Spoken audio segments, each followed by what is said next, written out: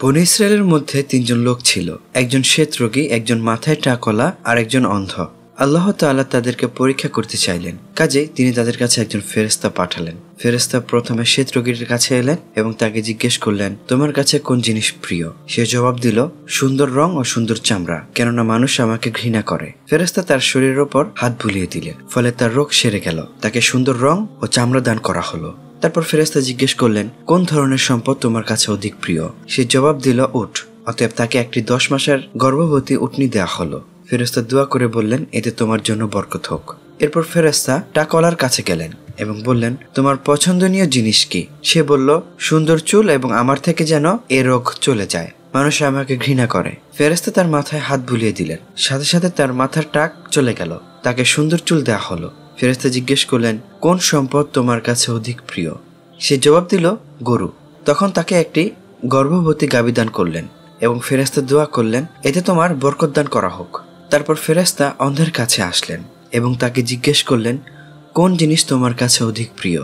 সে বলল, আল্লাহ যেন আমার চোখের জ্যোতি ফিরিয়ে দেন, যাতে আমি মানুষকে দেখতে পারি। তখন ফেরেশতা তার চোখের ওপর হাত বুলিয়ে দিলেন। তৎক্ষণাৎ আল্লাহ তাআলা তার দৃষ্টিশক্তি ফিরিয়ে দিলেন। ফেরেশতা জিজ্ঞেস করলেন, কোন সম্পদ তোমার নিকট অধিক প্রিয়? সে জবাব দিল, ছাগল। তখন তিনি তাকে একটি গর্ভবতী ছাগি দিলেন। তারপর তাদের 3 জনের পশুগুলো বাচ্চা দিল, ফলে একজনের উটে ময়দান ভরে গেল, অপরজনের গরুতে মাঠ পূর্ণ হয়ে গেল এবং আরো একজনের ছাগলে উপত্যকা ভরে গেল। কিছুদিন পর ওই ফেরেশতা অন্য মানুষের রূপে শ্বেত রোগীর নিকট এসে বললেন, আমি একজন নিঃস্ব ব্যক্তি, আমার সফরের সম্বল শেষ হয়ে গেছে। আজ আমার গন্তব্যস্থানে পৌঁছার আল্লাহ ব্যতীত কোনো উপায় নেই। আমি তোমার নিকট ওই সত্তার নামে একটি উট চাচ্ছি, যিনি তোমাকে সুন্দর রং, কোমল চামড়া এবং সম্পদ দান করেছেন। আমি এর উপর সওয়ার হয়ে আমার গন্তব্যে পৌঁছব। তখন লোকটি তাকে বলল, আমার ওপর বহু দায়িত্ব রয়েছে। তখন ফেরেশতা তাকে বললেন, সম্ভবত আমি তোমাকে চিনি। তুমি কি এক সময় শ্বেতরোগী ছিলে না? মানুষ তোমাকে ঘৃণা করত। তুমি কি ফকির ছিলে না? অতঃপর আল্লাহ তাআলা তোমাকে দান করেছেন। তখন সে বলল, আমি তো এই সম্পদ আমার পূর্বপুরুষ হতে ওয়ারিশ সূত্রে পেয়েছি। ফেরেশতা বললেন, তুমি যদি মিথ্যাবাদী হও তবে আল্লাহ তাআলা তোমাকে সেরূপ করে দিন যেমন তুমি ছিলে। অতঃপর ফেরেশতা মাথায় টাকলা নিকট গেলেন এবং তাকে ঠিক তেমনই বললেন যেরূপ তিনি শ্বেতরোগীকে বলেছিলেন। এও তাকে ঠিক অনুরূপ জবাব দিল, যেমন জবাব দিয়েছিল শ্বেতরোগী। তখন ফেরেশতা বললেন, যদি তুমি মিথ্যাচারী হও তবে আল্লাহ তাআলা তোমাকে তেমন অবস্থা করে দিন যেমন তুমি ছিলে। শেষে ফেরেশতা অন্ধ লোকটির নিকট আসলেন এবং বললেন, আমি একজন নিঃস্ব লোক, মুসাফির মানুষ। আমার সফরের সকল সম্বল শেষ হয়ে গেছে। আজ বাড়ি পৌঁছার ব্যাপারে আল্লাহ ব্যতীত কোনো গতি নেই। তাই আমি তোমার নিকট সেই সত্তার নামে একটি ছাগি প্রার্থনা করছি, যিনি তোমার দৃষ্টিশক্তি ফিরিয়ে দিয়েছেন, আর আমি এই ছাগিটি নিয়ে আমার এই সফরে বাড়ি পৌঁছতে পারবো। সে বলল, প্রকৃতপক্ষে আমি অন্ধ ছিলাম, আল্লাহ আমার দৃষ্টিশক্তি ফিরিয়ে দিয়েছেন। আমি ফকির ছিলাম, আল্লাহ আমাকে সম্পদশালী করেছেন। এখন তুমি যা চাও নিয়ে যাও। আল্লাহর কসম, আল্লাহর জন্য তুমি যা কিছু নেবে তার জন্য আজ আমি তোমার নিকট কোনো প্রশংসাই দাবি করব না। তখন ফেরেশতা বললেন, তোমার সম্পদ তুমি রেখে দাও। তোমাদের 3 জনের পরীক্ষা নেওয়া হলো মাত্র। আল্লাহ তাআলা তোমার উপর সন্তুষ্ট হয়েছেন আর তোমার সাথীদের উপর অসন্তুষ্ট হয়েছেন। আল্লাহ তাআলা মানুষকে নানাভাবে পরীক্ষা করেন। কাউকে পরীক্ষা করেন রোগ ব্যাধি ও বিপদ আপদ দিয়ে, আবার কাউকে করেন সম্পদ প্রাচুর্য দিয়ে। তবে সর্বাবস্থায় একজন মুমিনের কর্তব্য হলো আল্লাহর সন্তুষ্টিদায়ক কাজে অবিচল থাকা। সুখ দুঃখ যে কোনো পরিস্থিতি হোক, আল্লাহর প্রতি কৃতজ্ঞতা জ্ঞাপন করা চাই। সুলাইমান আলাইহিস সালাম তিনি রানী বিলকিস আসার সংবাদ পেয়ে মানুষ ও জিন উভয় শ্রেণীর সভাসদদের একত্রিত করলেন। তাদেরকে ইয়ামান থেকে বিলকিসের সিংহাসন নিয়ে আসতে বললেন। শক্তিশালী জিন তা করতে সক্ষম হয়নি। একজন মুমিন ব্যক্তি এক্ষেত্রে সফল হয়েছেন। তিনি আল্লাহ তাআলার ইসমে আজম জানতেন, যার মাধ্যমে তার কাছে দোয়া করা হলে তিনি সাড়া দিয়ে থাকেন। চোখের পলকেই সিংহাসন তার সামনে উপস্থিত হয়ে যায়। সুলাইমান আলাইহিস সালাম বুঝতে পারলেন তাকে পরীক্ষা করা হচ্ছে, তাই তিনি অহংকার করেননি, শুধু বলেছেন, এটা আমার পালনকর্তার অনুগ্রহ, যাতে তিনি আমাকে পরীক্ষা করেন যে আমি কৃতজ্ঞতা প্রকাশ করি নাকি অকৃতজ্ঞতা। যে কৃতজ্ঞতা প্রকাশ করে সে নিজের উপকারের জন্যই কৃতজ্ঞতা প্রকাশ করে, এবং যে অকৃতজ্ঞতা প্রকাশ করে সে জানুক যে আমার পালনকর্তা অভাবমুক্ত কৃপাশীল। যারা সম্পদশালী নিজেদের প্রয়োজন মাফিক খরচ করে গরিব দুঃখীদের জন্য দানের দরজা খোলা রাখবেন। কৃপণতা করবেন তো পরীক্ষায় ফেল করবেন। শক্তি পরীক্ষায় সফলতা হলো ইনসাফ প্রতিষ্ঠা করা, দুর্বলকে সাহায্য করা। অকৃতকার্যকতা হলো সীমা লঙ্ঘন করা, অন্যের উপর জুলুম করা, মিথ্যা অপবাদ দেওয়া। আপনার শক্তি যদি আপনাকে ধোঁকা দেয়, আপনি যদি মানুষের উপর জুলুম করেন, তাহলে মনে রাখবেন আপনার উপর শক্তিমান আল্লাহ রয়েছেন। বিয়ে বিলম্বিত হওয়াটাও একটি পরীক্ষা। আল্লাহ তাআলা দেখতে চান যে আপনি কি করেন। আপনি কি আল্লাহর অনুগ্রহ পাওয়া পর্যন্ত ধৈর্য ধারণ করেন নাকি অশ্লীল কাজে জড়িয়ে পড়েন। দোয়া কবুলের দেরি হওয়াটাও পরীক্ষা। আল্লাহ তাআলা দেখতে চান এক্ষেত্রে আপনি কি করেন। ধৈর্য ধারণ করেন, ইস্তেগফার পড়েন নাকি রাগান্বিত হয়ে তাগুতের কাছে ধরনা দেন। জিহ্বা ও অঙ্গ প্রত্যঙ্গের মাধ্যমে শুকরিয়া আদায় করতে হবে। আল্লাহ তাআলা আপনার জবান থেকে প্রশংসা শুনতে চান, দেখতে চান তার নিয়ামত পেয়ে আপনি কি করেন। শুধু ধন সম্পদের ক্ষেত্রেই কৃপণতা হয় না, যদিও ধন সম্পদই কৃপণতার মূল। আপনি জানেন কোন একটি পরামর্শ কারো উপকার করতে পারে, তাহলে সেটা না বলা কৃপণতা। কোনো বিষয়ে সাক্ষ্য না দেওয়া হলে হয়তো কারো হক ছিনিয়ে নেওয়া হবে, তা জানা সত্ত্বেও সাক্ষ্য না দেওয়া কৃপণতা। স্বামী স্ত্রীর মধ্যে বিবাদ মিটিয়ে দিতে পারেন, কিন্তু সক্ষমতা থাকা সত্ত্বেও তা না মেটানো কৃপণতা। বৃদ্ধের ভারী বোঝা বহন না করা কৃপণতা।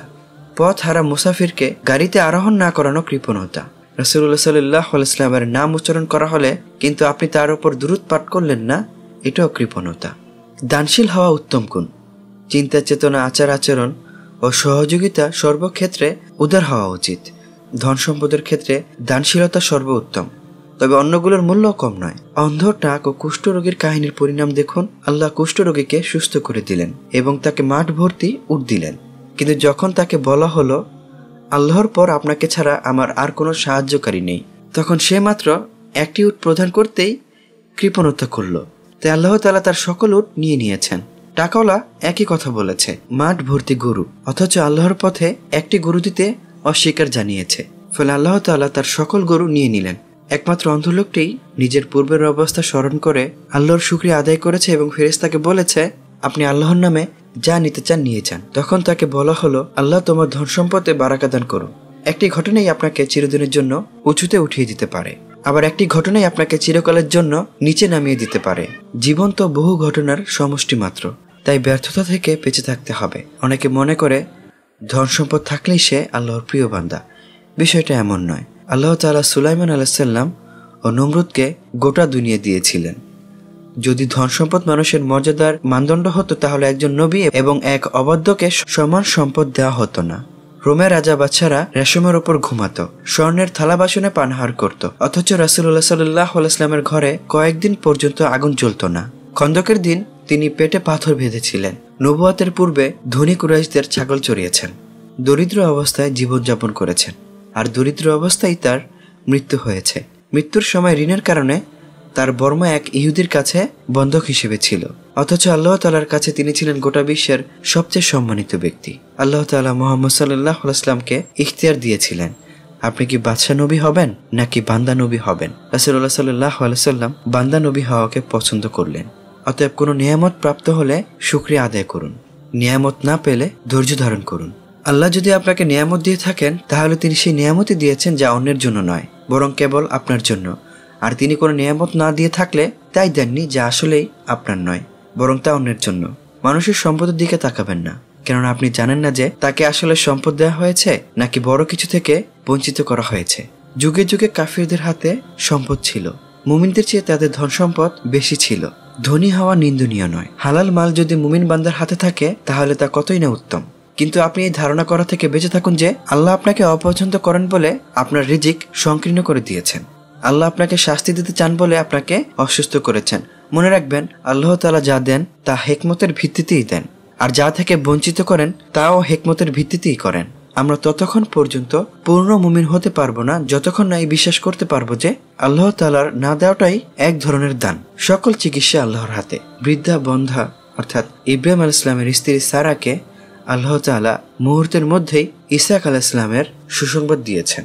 বহু বছর আইয়ুব আলাইহিস সালাম রোগাক্রান্ত ছিলেন। আল্লাহ তাআলা তাকে বললেন, তুমি পা দিয়ে মাটিতে আঘাত করো, এটি তো গোসল করার এবং পানি পান করার ঠান্ডা ঝর্ণা। সঙ্গে সঙ্গে তিনি পূর্বের চেয়েও সুস্থ হয়ে ওঠেন। জাকারিয়া আলাইহিস সালাম তার রবকে ডাক দিয়েছেন, হে আমার রব, আমাকে একা রাখবেন না। তখন তাকে ইয়াহিয়া আলাইহিস সালামের সুসংবাদ দেয়া হয়। কুষ্ঠরোগী, অন্ধরোগী, শ্বেত রোগীকে সকল ডাক্তার মিলেও সুস্থ করতে পারেনি। আল্লাহ তাআলা শুধু বলেছেন, তোমরা সুস্থ হয়ে যাও, সাথে সাথে তারা সুস্থ হয়ে গেছে। আল্লাহ তাআলা সকল বিষয়ে ক্ষমতাবান। তবুও আমাদের চিকিৎসার জন্য ডাক্তারের কাছে যেতে হবে। কেননা আমরা এমন জাতি যাদেরকে চিকিৎসা নির্দেশ দেওয়া হয়েছে। রোগ দূর করার জন্য ডাক্তারের কাছে যাওয়াটা আল্লাহর ওপর তাওয়াক্কুলের পরিপন্থী নয়, কেননা তা তো তাকদির অনুযায়ী হবে। যদি আল্লাহ চান তাহলে মানুষের হাতে মানুষকে সুস্থ করে তুলবেন, আর যদি তিনি না চান তাহলে দুনিয়ার সকল ডাক্তার মিলেও কিছু করতে পারবে না। কিন্তু তারপরেও আমাদেরকে উপায় উপকরণ গ্রহণ করতে হবে, ডাক্তারের পরামর্শ নিতে হবে এবং আল্লাহর উপর ভরসা রাখতে হবে, ঔষধ সেবন করতে হবে, আল্লাহর কাছে দোয়া করতে হবে। নবীজি সাল্লাল্লাহু আলাইহি সাল্লাম দোয়া করতেন, হে আমাদের রব, আপনি রোগ ব্যাধি দূর করে দিন, আপনি তাকে সুস্থ করুন, আপনিই তো কেবল সুস্থ করতে পারেন, আপনি এমন সুস্থ করুন যার পর কোনো রোগ ব্যাধি হবে না। أقول قولي هذا وصلى الله وسلم على رسوله وعلى آله وصحبه أجمعين والسلام عليكم ورحمة الله.